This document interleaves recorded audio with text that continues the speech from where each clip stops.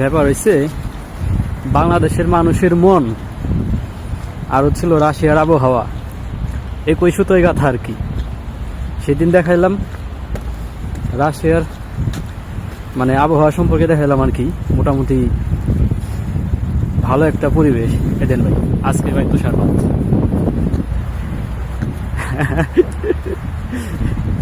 বুঝছেন, জাতি হিসেবে আমরা যেমন বাঙালি, আমাদের মন মানসিকতা যেমন ক্ষণে ক্ষণে পরিবর্তন হয়, আর এই রাশিয়ার আবহাওয়া একবারে একই রকম, কখন পরিবর্তন হয় বলা যায় না। এই যে তুষারপাত হচ্ছে আজকে, মানে শীতকালে যে তুষারপাত হয় ওই রকম না, অল্প অল্প আর কি। এই পাশ দিয়ে যাই, এই হচ্ছিল এই বিষয়। সব দিক দিয়ে তুষার একদম ভরে গেছে। এই যে ভাই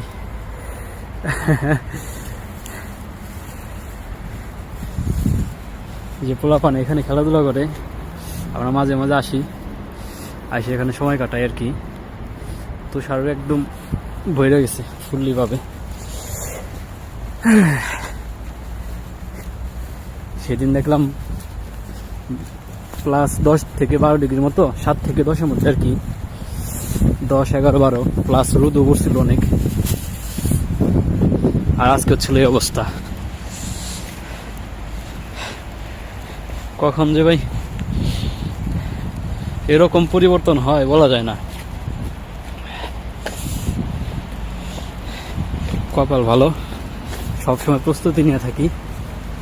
যদি নর্মালভাবে চলাফেরা করতাম, মানে শীতের কাপড় চোপড় না নিয়ে, তাইলে হয়তো অবস্থা সমস্যা হইতো আরো। সব দিক দিয়ে বরফ ভেঙে গেছে, প্রত্যেকটা গাড়ির একই অবস্থা।